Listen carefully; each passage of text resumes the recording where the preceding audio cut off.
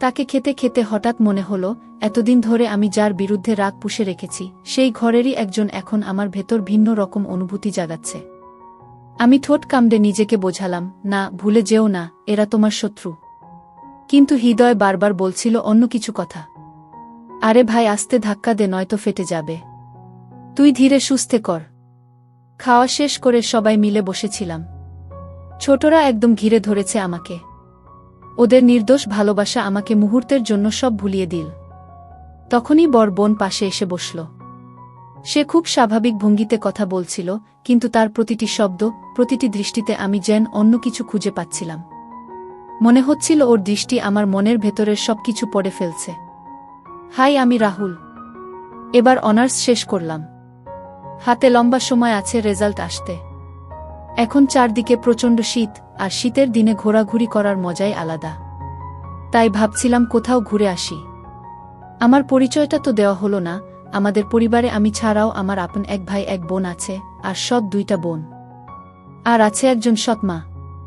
ছোট থেকে বাবা সেই সৎ মায়ের সাথেই থাকত। বাবা ছিলেন একজন শ্রমিক, দেশের বিভিন্ন জায়গায় বাসা ভাড়া নিয়ে কাজ করতেন। 2-3 মাস পর পর বাড়িতে এসে 2-1 দিন থেকে আবার চলে যেতেন। এভাবেই চলছিল আমাদের জীবন। আমার মা ছিলেন বাবার প্রথম স্ত্রী, কিন্তু আমার সৎ মা বাবাকে বিয়ে করে আমাদের কাছ থেকে সরিয়ে নেয়। তখন আমি ছোট ছিলাম, কিন্তু বড় হওয়ার সাথে সাথে বাবার ভালোবাসা খুব মিস করতাম। সৎ মায়ের প্রতি ক্ষোভ, রাগ, অভিমান জমতে থাকে। প্রতিশোধের নেশা আমাকে কুরে কুরে খেত। তবে মিথ্যা বলবো না, ছোট থেকে বাবা আমাকে অনেক ভালোবাসত। কারণ তার ওই ঘরে কোনো ছেলে ছিল না, আমিই ছিলাম বড় ছেলে।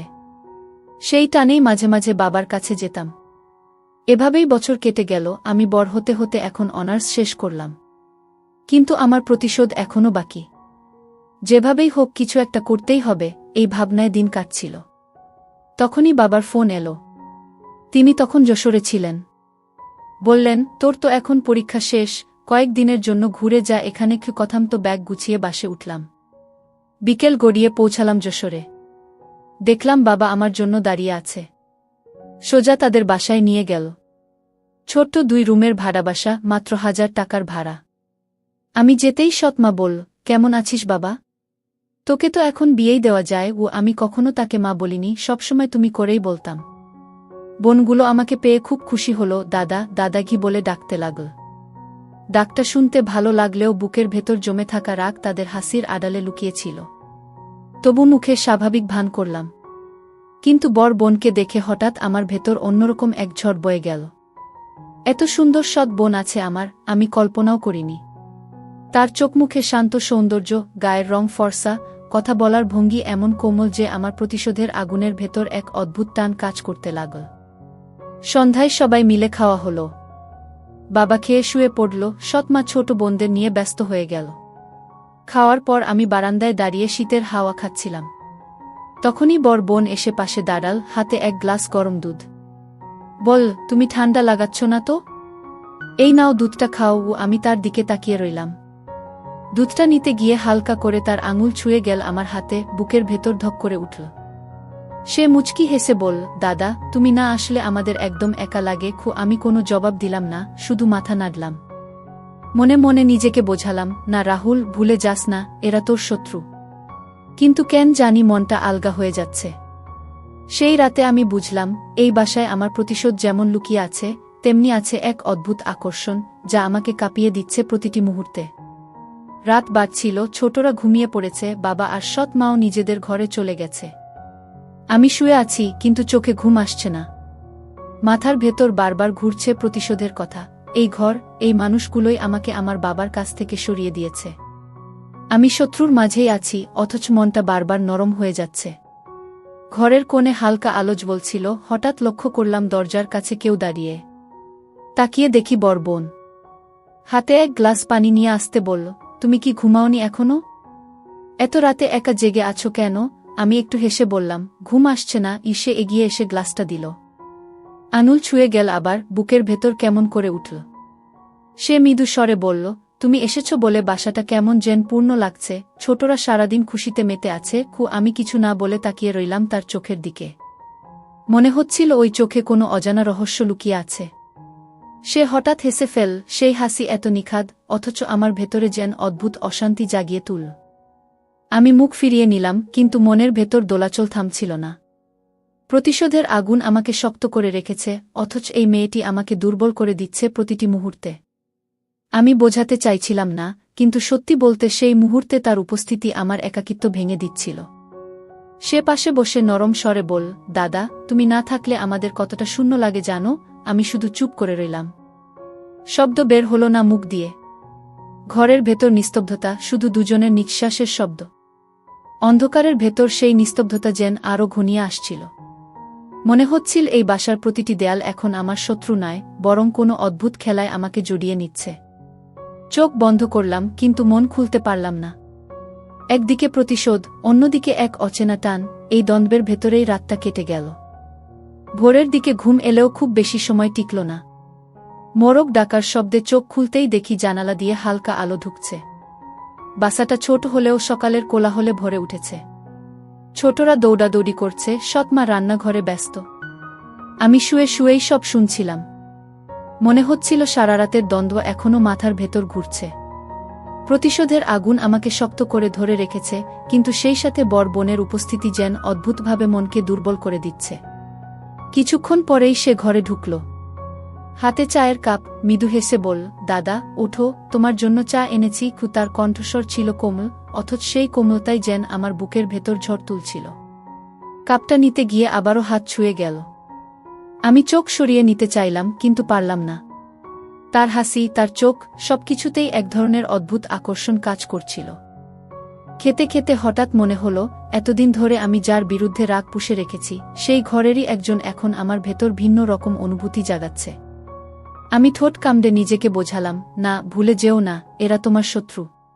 কিন্তু হৃদয় বারবার বলছিল অন্য কিছু। খাওয়া শেষ করে সবাই মিলে বসেছিলাম। ছোটরা একদম ঘিরে ধরেছে আমাকে। ওদের নির্দোষ ভালোবাসা আমাকে মুহূর্তের জন্য সব ভুলিয়ে দিল। তখনই বর বোন পাশে এসে বসল। সে খুব স্বাভাবিক ভঙ্গিতে কথা বলছিল, কিন্তু তার প্রতিটি শব্দ, প্রতিটি দৃষ্টিতে আমি যেন অন্য কিছু খুঁজে পাচ্ছিলাম। মনে হচ্ছিল ওর দৃষ্টি আমার মনের ভেতরের সবকিছু পড়ে ফেলছে। দুপুরের পর বাবা কাজে চলে গেল, সৎ মাও পাশের বাড়িতে গেল কারো সঙ্গে দেখা করতে। ছোটরা তখন ঘুমাচ্ছে। বাড়িটা একদম নিস্তব্ধ। আমি বারান্দায় বসে আছি, হঠাৎ সে এসে পাশে দাঁড়াল। বলল, দাদা, তুমি এখানে থাকলে আমার খুব ভালো লাগে। তুমি না থাকলে আমাদের কতটা ফাঁকা লাগে জানো? তার কণ্ঠে এক ধরনের টান ছিল, আমি যেন আটকে গেলাম। উত্তর দিতে পারলাম না, শুধু চেয়ে রইলাম। বাতাসে তার চুল উঠছিল, সেই দৃশ্য আমার বুকের ভেতর কেমন অস্থিরতা তৈরি করছিল। সে হেসে বলল, তুমি এত চুপচাপ কেন? তোমাকে দেখে মনে হয় তুমি খুব ভারী কিছু নিয়ে ঘুরছো। আমি একটু থমকালাম, তারপর জবাব দিলাম, হয়তো তাই। সে আর কিছু বলল না, শুধু কিছুক্ষণ আমার দিকে তাকিয়ে থাকল। সেই দৃষ্টি আমার ভেতরে আগুন ধরিয়ে দিল।